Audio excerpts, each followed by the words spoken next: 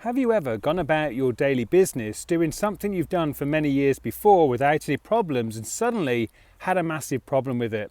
Maybe you'll start having palpitations or a panic attack, or maybe you suddenly feel like you're a fraud or not good enough. Or maybe you just feel like you need to get out of that room really, really quickly because people are going to see straight through you or you're going to collapse. Well, if you have, then here's one of the things I think you should be thinking about. You see, as we go through life, we've kind of been taught that what the best thing to do with mental and emotional problems is to push them down, is to ignore them, is to repress them, is to suppress them. And that's fine. But think about this. This is an analogy, a metaphor, and it's a very loose metaphor, so don't beat me to shit in the comments about it, yeah?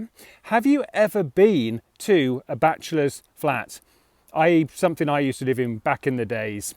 So if you have, then you'll know that it's probably not always perfectly clean. There may be empty pizza boxes knocking about, or maybe a few beer cans and that kind of stuff, until the day that someone you want to impress wants to come around to see your apartment. Well, what you suddenly do is clear up all that stuff. You throw it into the back of cupboards, you chuck it under the bed, you get it out of sight, out of mind, yeah? And then you go about your daily business and it starts building up again. You start getting empty pizza boxes and empty beer cans. Yeah, metaphorically. And then what happens is someone comes round, maybe your parents come round or someone you want to impress, and you once again run around, throwing all that kind of stuff into the cupboard. You shove it in, as much as will fit in there, and you slam the door shut, hoping that no one opens the door. And then one day, this same thing happens again. You open that cupboard door and all of that shit comes dropping on you and starts burying you under a pile of bullshit. Yeah? Empty boxes, all these things you never dealt with at the time.